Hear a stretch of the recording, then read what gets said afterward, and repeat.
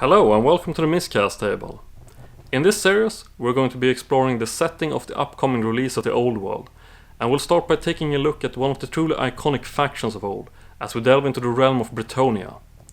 With its chivalric traditions, mythical tales of noble knights and their epic quests, it has long been a fan favorite, and we wanted to make a video where we get to talk about some of this faction's aspects, their characters, and hopefully end up with a better understanding in the end. Before we start, I want to mention that even though there are tons of information regarding this faction, that we primarily will be focusing on the setting of the Old World and the details which is most relevant to Bretonnia during that era. We will go over some of the history to get a more nuanced perspective, but ideally most of the things that you might learn through this video will be relevant to the upcoming release. It should also be mentioned that part of this video is speculative. We have been using the army books and tried to research as much as possible, but since there hasn't yet been any official information regarding the story arc and exactly which characters that are going to end up being featured, we cannot say for certain which part of this video which will end up being true or not. So please bear in mind that our goal with this video is entertainment purposes. So grab your lance and hoist your banners high as we take a look at what it means to be a knight in the Old World. Bretonnia is the feudal neighbor to the west of the empire, located within a border of mountainous regions and long stretches of coastal lines. At this time in the lore, it benefits from a warm climate, bountiful harvests, a strong naval armada, and from the work of its people. It is, however, foremost a kingdom that has been forged through strife and as akin to most human tribes fought long and hard against almost every foe imaginable to earn its current position. And it is exactly from these centuries of hardship that Bretonnia has come to forge its kingdom and way of life, which includes a rigid social hierarchy where every person is expected to serve according to their lot in life. As the peasants toil the soil, the craftsmen try to earn their keep, and the nobility shoulder the heavy responsibility of forwarding the ideals of chivalry, honor, and duty, because only through their dedication to these truths can there be any hope of upholding the safety of the realm. It is therefore fair to say that the kingdom is upheld by its ruling class, the iconic knights, which have the duty to lead its people and act as its protectors in the times of need.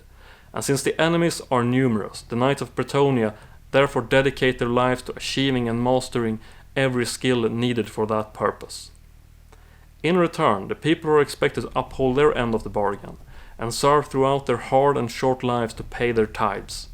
At times, this means yielding up to 9/10 of any grain harvested or any resources collected, which is a cumbersome burden to say the least. A peasant is seldom able to work sufficiently to save enough to improve their meager lives. Instead, they are forced to accept this harsh reality, as the alternative is only outright despair in ruin. And would it not be for the protection that the knightly order bring, the peasants' lives would, even though it is a dire one, be much harder. At the setting of the Old World, Bretonnia is divided into the original 14 duchies, each with its own specialization and local governance, whom are mostly occupied by their own internal affairs. And as a once tribal nation, these regions still hold firm to their own cultural and historical background, including old rivalries and grudges.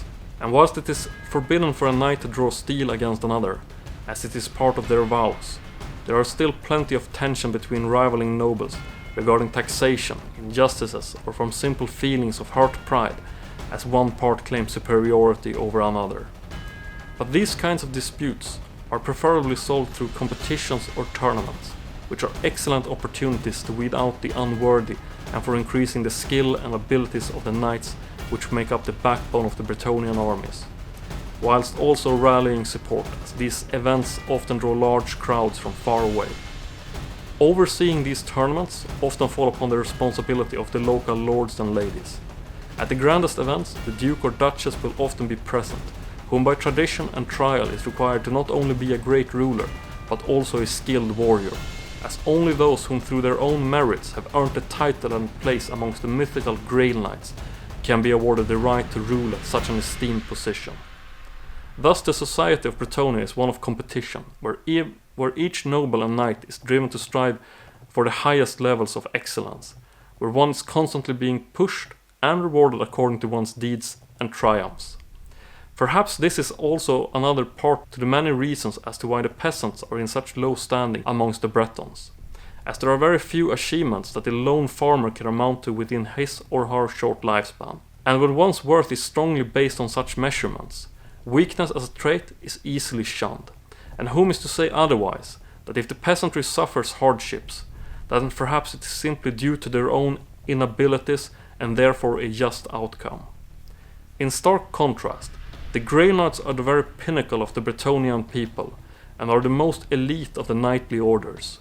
Their deeds and victories have ultimately led them to meet with the mysterious Lady of the Lake, and have in turn been bestowed divine blessings after having drunk from the Holy Grail.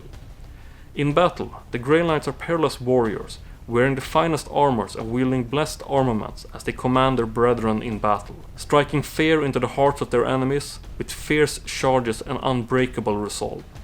Their presence alone is a sign of the Lady of the Lake's favor and her blessing upon the Bretonnian cause. On the tabletop, I'd expect these units to be featured with the most exquisite armors and weapons. Also, their characteristics, such as weapon skill and leadership, ought to be amongst the highest possible, as their only limitations stem from their mortal humanity. When fighting alongside the combined might of their brethren, few things, if any, should be able to stop a charge from Bretonnia's finest. Whilst there are only a select few whom rises to the position of Grey Knight, there are still a substantial amount of fine warriors within the core orders, amongst the renowned Knights of the Realm, which in of itself is an achievement worthy of the highest praise, because only those young knights whom lived through their errant vows and have proven their valor in battle are welcome to take a title and position within this esteemed order. Whilst an errant knight might have individual skill, the Knights of the Realm are skillfully trained to act as a cohesive unit. Few opponents can match themselves against even one Knight of the Realm, even less against their combined might. Their charges are known to be devastatingly effective as they plow into their enemies. In addition to their combat skills, the Knights of the Realm are also known for their code of chivalry and honor. They hold themselves to a higher standard and are expected to act with courtesy and respect towards both their allies and enemies. They are truly a symbol of the kingdom's military might, and without their bravery, Bretonnia would be no more. Beneath the honorable knights, find the lowly peasants and the men-at-arms. Whenever needed, such as in times of war, the peasants are usually gathered up and forced to fight to defend their homes or fulfill whatever commandment that their lord has given. And whilst the people are often willing to do such, very few have the actual skill and equipment required. Instead, the Bretonnian armies often rely on their sheer numbers, and any peasant wanting to live through a battle has to either hope that the divine oversight of the blessed lady is with them on that day, or rely upon the knights and their ability to overcome their enemies. Needless to say, the risk is great for these unfortunate souls, but as each peasant is well aware of the penalties of disobedience, they try their utmost to fight at their capabilities, regardless of the odds. During times of peace, there is a slim opportunity for a peasant family to offer up their young into the servant of their lord, and if extremely lucky and extraordinarily fit, a peasant might be given the chance of joining a men-at-arms unit, where they are trained and employed as guardsmen in their lord's retinue. Though this role is a humble one, a man-at-arm is often required to pay for his own meals and equipment, and any salary is quickly spent. It is still a position which is much preferable to the hardships of the ordinary peasant. In the game, I hope that we'll have options for how to equip and utilize the man-at-arms, but that we'll also get to see actual peasant units to further bolster the numbers of the Bretonnian army. And whilst I doubtfully expect these units to perform great deeds on their own, it would be fun to have them as additional choices for the players who wish to collect and play Bretonnia. And there are many more units that might be worthwhile to speak about, but as we want to limit the scope of this video, we'll instead take a look at some of the notable characters that we potentially might see. We know that Bretonnia currently fights under its ruler and royarch, King Lewin Orcslayer, aptly named so for his campaign and errantry war against the Greenskins, which have been a constant threat to Bretonnia ever since old times. He is a warrior king and therefore a Grey Knight, because as previously mentioned, only the most exalted and worthy amongst the very elite of Bretonnia can be afforded to take on the heavy burden of ruling the entirety of the realm. As such, Lewin Orcslayer is, through his virtue and experiences, a master of strategy and tactics. He is a skilled commander whom inspires his troops to fight with renewed vigor and has through his errantry war spurred many a young errant knight to great deeds and to further bolster the ranks of the Knights of the Realm. He is a living symbol of the chivalric ideal that Bretonnia embodies, and his legend is revered throughout the land. A formidable opponent whom strikes fear into the hearts of all of Bretonnia's enemies, and his exploits on the battlefield have earned him the respect and admiration of his people. It is unclear how this will unfold in the setting, but I expect that a good deal of time will be spent upon furthering the lore and legacy of this previously somewhat anonymous character. His seat of power is located within Baston, which lies at the heartlands of Bretonnia. It does feature some points of interest, such as the sanctified Grail Cathedral of Baston, the Sacred Lake or the dangerous Black Chasm, which does have some pretty weird monsters from the old lore that at times pour out from its dark domains onto the countryside to plague the peasantry. But as there are fewer enemy strongholds herein, I'd still expect that if he is going to be featured in the setting, that we'll primarily see Luan Orcslayer's exploits as the commanding general, leading the Bretonnian forces throughout other regions. Another character, or possibly deity, that we're likely to encounter in some form or another, is the mysterious Lady of the Lake. She is a worshipped symbol of virtue and purity, often invoked by the Knights of Bretonnia as they fight in her name. Legend tells of her appearance in times of great need, as she guides and inspires her people to achieving and performing to the utmost of their capabilities. In battle, her blessing alone can thwart a killing blow or grant the reflexes needed to strike at an otherwise superior foe. Her aid is fickle, however, as any knight that fails to meet her high standards is certain to sorely lack her divine grace and protection when fighting in their next battle. And they will never get a chance to actually meet her, which is the penultimate goal of every knight. Only by fulfilling a worthy quest and upon the path earning the right to do so, will a knight be able to find the sacred glade where the lady will grant the honorable knight a right to sip from the Holy Grail. Doing so transforms the knight, and they emerge with newfound strengths, wisdom and insight, a true Grail Knight. In the setting, I'm fairly confident that we'll see rules for Bretonnia, which akin to older editions, allow the player to take protective bonuses. It is possibly unlikely that we'll see actual models for this character, but with a bit of luck we might get to see her role in the lore and have that expanded upon. This next character isn't necessarily guaranteed to make an appearance, but considering her notability from the Total War games, it would be a nice addition to include the honorable knight and paladin Repens de Lyonesse. Whilst technically her character and story arc isn't exactly overlapping with the timeline of the Old World, Games Workshop has stated that they are willing to make adjustments, and in Repens' case I think it would be justified, especially considering that we're likely to see campaigns in the Araby region. Her background was that of a shepherdess, but she quickly rose to notability from her brave actions against the raiding Chaos Warband. During the attack, she was granted a vision in which the Lady of the Lake inspired her to rise up against the foul invaders. A slain warrior's steed took her to the village Grail Chapel, and within she equipped the holy relics that lay therein. After having donned a makeshift mantle of fleur-de-lis, she rode out to face her enemies, and seeing her valiant charge, rallied the remnants of the Bretonnian forces, whom under her inspired presence mounted a powerful counterattack. And on that day, Couronne was saved, and over the whole of Bretonnia, the legend of the Damsel of War would be heard and retold over centuries to come. And whilst it would be possible to have her present anywhere within Bretonnia, I think that it would be most fitting to have her at the center of the campaign to faraway Araby, which would be a good means to tie Bretonnia together with the Tomb Kings. Ideally, she would be a mounted paladin, being able to grant powerful buffs to weaker Bretonnian units, such as peasant, men-at-arms and knight-errants. Thematically, it would make sense to have her enhancing their leaderships, or granting them immunities to panic or other psychological effects. On her own, her weapon skill should be amongst the best, and her mount, Suleiman, should be able to slightly increase her combat prowess. Possibly, she should have an ability which inhibits her opponent's abilities, representing her divine allegiance with the Lady of the Lake. Another character that would be well worth including, that has a timeless place within the lore, is the mysterious Green Knight. His tale is ancient and his aliases are as numerous as his exploits. The Beastmen speak of him as Shabketh, the Soul Killer, a name placed upon this mythical character due to his ability to appear from seemingly thin air.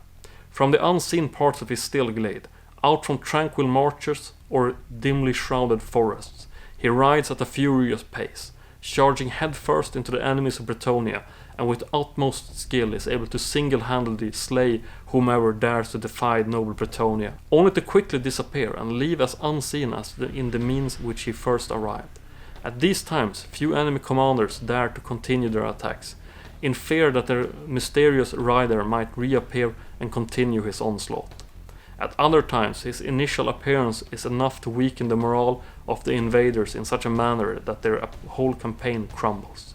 The Green Knight also acts as the champion of the Lady of the Lake, and it is not seldom the final hurdle that a valiant knight must overcome before they are granted the opportunity to meet her. Numerous are the poor knights whom falter before this nemesis of all living beings.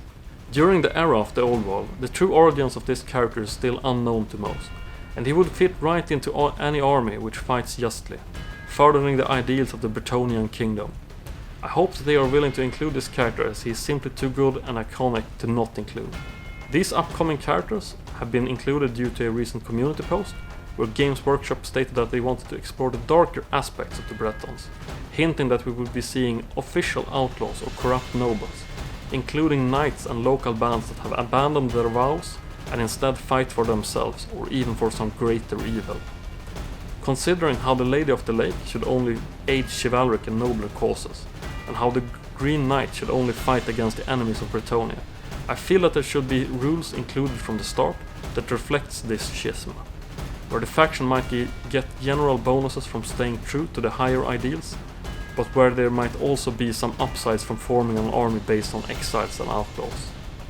This aspect might actually be something that is interesting to explore further, as there is easily a case to be made regarding how the nobility treats the peasants and if Bretonnia in any sense of the word can be called good at all. I think it would be fun to take a look at Bretonnia in a more nuanced perspective, and ideally it would be up to the players themselves to decide how their forces conduct themselves on the battlefield. One such person of interest, which would fit into this grey area, is Bertram the Brigand and his gang of mercenaries, also called Merrymen or Hermalds, fighting injustices and the wrongdoings of others. At times this might mean redistributing the riches that has been collected in the form of taxes, and at other times it might mean to oppose local tyranny and free a village from an overly punitive lord. Bertrand is by some nobility considered a scourge, much akin to the orcs or beastmen that roam the forests of Bretonnia. Yet some lords also recognizes his methods as a greater good, as he is able to act unbound by political schemes or knightly vows. Bertrand is also a master marksman, having earned his skills from fighting the greenskins, whilst the lords of his area in Bergerac, either due to incompetence or malice, refused to put an end to the increasingly harsh raids and skirmishes of the greenskins. Stories speaks that he was once almost elevated to knighthood, yet chose to remain an outlaw as he felt he could do just as much good from that position, or possibly more, as he then wouldn't have to abandon his favourite longbow, which by the knightly traditions is considered a most cowardly weapon. At the tabletop, I think it would be much interesting to have a named character, such as this, to bolster the ranks of the bowmen or peasants that might be fielded. He would possibly grant them scouting capabilities or ambush-like rules, whilst also carrying his fabled black arrow, which has been dipped in dragon's blood to inflict crippling or killing blows against enemy champions. Finally, if we're going to explore the darker sides of the Bretons, it would make sense to introduce a named exemplar of some very corrupt lords, and there are plenty of examples of nobles whom have fallen from grace, only to return as fearful antagonists, such as the vampiric lord whom at times have been known as the Red Duke, or any of the other vampiric scourges that have plagued the Bretons. I do however feel that it shouldn't be proper to only have outright vampires, seeing as how they are not included as one of the primary factions within the initial release of the Old World. Instead, I hope that we might see regular and still human antagonists, perhaps in the form of one of the ancestors to Maldred of Musalon, as he set up to the events which eventually will lead to the affairs of the False Grail, where the usurper Maldred sought to claim the whole of the realm for his own, using an accursed replica and his insidious schemes. And Musalon has always been a dark and ominous duchy, and whilst it might be somewhat cliché, I'd still prefer that we get some ominously named characters possibly from this region, rather than seeing Games Workshop releasing characters that otherwise would be best written for their own factions. Now that we have taken a look at some of the persons that I thought might be of interest, I also want us to briefly discuss the current relationships that Bretonnia has with the other factions. At home, the most obvious threat to the realm are the numerous warbands of greenskins that launch their raids and wags from the various mountain regions in the proximity of the eastern borders. Against the orcs and goblins, Bretonnia has fully committed themselves to the total annihilation of this threat. And whilst it will be a perilous quest, no quarter will be given. In turn, the orcs consider the Bretonnian villages as ripe targets to plunder, and the knights as combatants to test their own might against. Their mutual hatred against each other are as old as the realm itself, and very little is going to change this standing. Another foe close to home are the Beastman threat, which with little warning might appear from within the deep forests of Arden or Shalom. At times they are satisfied with claiming the lives of lost wanderers or foresters, but they are unpredictable and cunning, more than capable of forming a warband which will terrorize the countryside, and unless thwarted by gallant knights of the realm, they will burn any village or town that is unfortunate enough to be caught in its way. Arguably, the Beastmen are as much a hated foe as the orcs, but historically, the Beastmen has had fewer attempts at attacking and threatening the kingdom as a whole. I'd therefore put them as a slightly lesser threat than the orcs, even though they are just as hated. But it isn't only the native enemies within the kingdom that seeks to destroy the Bretonnian way of life. During dreadful times, great armadas can be spotted, sailing in from northern icy seas to make landfall and lay siege to the lush lands, all in the names of the ruinous powers. Many a times does it take the full might of the combined knightly orders to fight off the warriors of chaos. It has been mentioned that the powers of chaos during the times of the Old World is ebbing, but regardless, any servant of chaos is a very potent threat and is treated as such. The people of Bretonnia know from experience the harshness of the Northmen, and treat them with as much hatred as they in turn bring to their shores. Near the southern regions lies the vast forest and empire of the Wood Elves, within mighty Ethel Loren, a forest which forms a clear boundary between the human domains and that of the elves which inhabit the region. Whilst Bretonnia has many a times found itself fighting against the elves due to various reasons, they share some commonality as some of their beliefs overlap. Likewise, they have also at times joined forces, and at the time of the Old World there should be mostly a standstill between these two factions. The Wood Elves are quick to retaliate against any peasant or even knight that wanders too far into Athel Loren, and they will never forget nor forgive a slight against their kin. Still, I think that we mostly can call the relationship stable and neutral. I hesitate to say that they are friendly, as part of their truce rests upon each other's ability to leave the other alone. Also located in the southern regions are parts of the Dwarven empires. The dwarves of this era hold the Bretonnian empire as a strategical ally due to their common hatred against their common foes. The Bretonnian lords have gained fame due to their martial prowess and achievements in battle, their skills great enough to even impress the dwarves to some degree. In turn, the Bretonnians greatly value the craftsmanship and the indomitable spirit of the dwarves. It would be fair to say that there is much respect, as each empire is formed around similar concepts of loyalty, honor and duty-bound roles. That said, there is also room for tension, as each faction at times fight over valuable resources or end up in disagreements over territorial claims. Where a Bretonnian lord might consider the ground his peasants' toil as his own, a mountain king might lay claim to a tunnel beneath as proof of their ownership. And although this seldom turns into outright war, their allegiances to each other does suffer greatly during these disputes. Yet amongst all of their relationships with other factions, I still think it's fair to say that their relationship to the dwarves are mostly friendly. In the further south, in the faraway Araby, Bretonnia has built a presence and is in the process of extending its military might, using their great armadas of naval ships. There they have built their own settlements and formed colonial regions alongside smaller tribes. Their primary interest is ensuring trade functions smoothly and that they are able to extract resources and safeguard their operations. Normally I'd say that Bretonnia mostly has a neutral relationship against the ancient dynasties of the Tomb Kings. Whilst they do hate the unliving and at times have fought hard errant wars against Tomb King rulers, their distance to each other mostly keeps the relationship in check. But considering the information that has been released, I'd wager that there is going to be a significant story arc that eventually will uncover as to why these two factions are at odds with each other during this setting. It might stem from Bretonnia's expansionism, as their campaigns finally have caught the ire of the Tomb Kings, or it might be due to some untold grand event which will shake up their relationships. Bretonnia does consider the Tomb Kings as a vile enemy, an unnatural scourge that is an affront to all living, and thus every blow struck against their empire is one delivered justly.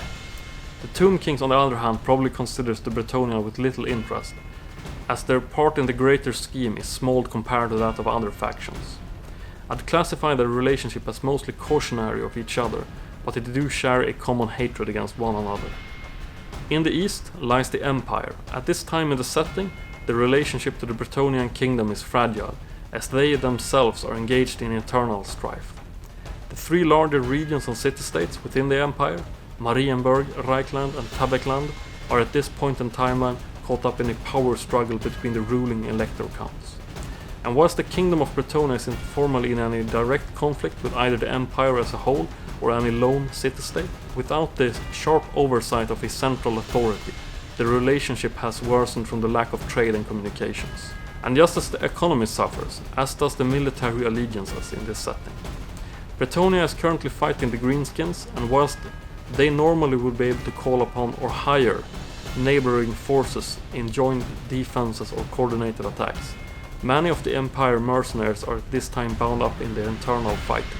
In such a setting, and especially considering the mannerism in which average Bretonnian noble is used to conduct themselves, it is easy to see how there would be at times outright battle between these human factions, even though they perhaps would be better off having focused their attention at greater problems. Still have to call the relationship mostly neutral, leaning towards friendly at this time, as they are not outright working against each other at any larger scale. Finally, there is also the affairs of the High Elves to consider. Many ages ago, they were the undisputed rulers over most of the territory that now makes up the Bretonnian realm. Yet today, they are only in control over a few isolated strongholds at the very western islands and shores. They are mostly isolationists in their ways and seldom care or want to meddle with human politics or struggles. Their locations are well fortified and their warriors skilled, meaning that they are beyond the reach of any lone lord whom through greed or some misguided idea would have an interest in waging war against the remnant strongholds. Historically, there is little love between their factions, as the elves take ill to the Bretonnian culture and their ways of shunning magic and any magic users. Whilst they are not technically at war with Bretonnia neither at the time or after, when the elves withdrew from the continent, there have been many occasions where elves have been hunted down and put through witch-like trials over the centuries. And likewise many Bretons have blamed elves for bad harvest or missing children, leading them to harboring a hostile attitude against each other. Still, there is also reason to keep up a facade of toleration between each other, as they have a mutual benefit from trading and at times coordinating with each other over joint affairs. I would put their status with each other as mostly neutral. And this wraps up today's video. And as this is a completely new concept to us, would greatly appreciate any input you might have on this kind of content. At times it was really hard to decide which parts to live in and which parts to take out, as Bretonnia is a very cool faction and there is tons of information to go through. But we're most glad that they are going to make a reappearance in the old world and finally return to the spotlight which they deserve. We'll also be gladly going through other factions if you think this kind of content is something that you would enjoy watching more of. And if you would be willing to give us an input or like, it would be duly appreciated. And with that, we thank you and we'll see you all in the next video.